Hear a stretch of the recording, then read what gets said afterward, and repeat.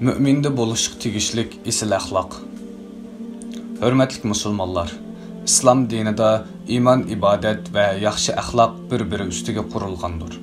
Ulug' dinimiz biz musulmonlarga samimiyat bilan ibodatlarimizni davomlashtirish bilan birga yaxshi axloq egasi bo'lib yashashimizni tavsiya qiladi. Bo'libmi, u bizning oilamiz, qo'shnilarimiz, tuqqanlarimiz va do'stlarimiz bilan yaxshi niyat, odillik va ko'yimchanlikni asos qilib munosabat o'rnatishimizni umid qiladi.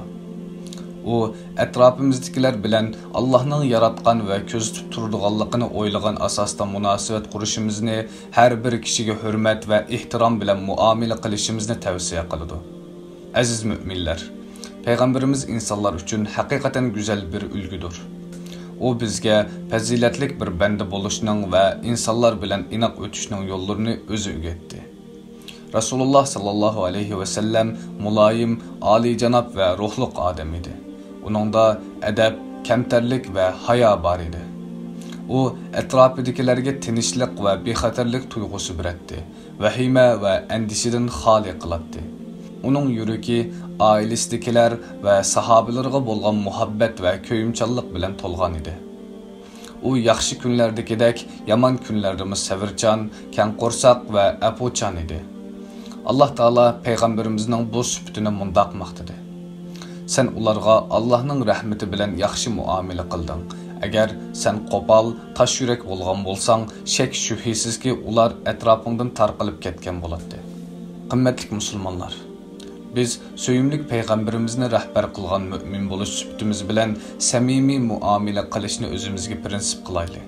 Vafoliq va fidokor, pokiza, az va manfaatlik gap qiladigan bir kishi bo'lish uchun tirishaylik. Riyoxo'r, manfaatchi, kibrlik va ikkiyuzlimichi kishining Allohning nazaridami va insonlarning ichidami so'yguga va hurmatga erisholmaydiganligini unutib qolmaylik. Yaxshi odatlik bir mu'minning hayotida yomon so'z, qo'pol muomala va nafrat degan narsalar bo'lmaydi. Chunki u kishi payg'ambarimizning shu so'zlarini doim yod etib turadi. Mu'min yaqin o'tadigan kishidir. Boshqalar bilan yaqinchiligi bo'lmagan va boshqalarni yaqinchilik qilmaydigan kishida yaxshilik yo'q.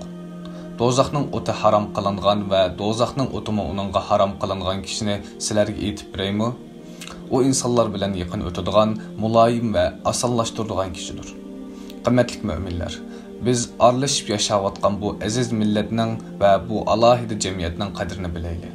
Xushallik va xafalikni, bolalik va yo'qlikni teng o'rtoqlashaylik. Ish faoliyatimiz orqali bir-birimizga xushallik, huzur va muhabbat ato qilaylik. Balalarimiz va oilamizdan boshlab hech kishidan tabassumimizni, go'zal so'zimizni, insof va mehribonligimizni aymaylik. Mushundaq qilish orqali o'zimiz va atrofimizdagilar uchun hayotni osonlashtiraylik. Aziz müminler, xutbamning oxirida ishg'ol qilingan tuproqni qutuldirish uchun janglarda shahid bo'lgan Ozarbayjonlik qarindoshlarimizga ulug' Allohdan rahmat, yaradorlarga shifolik tilayman.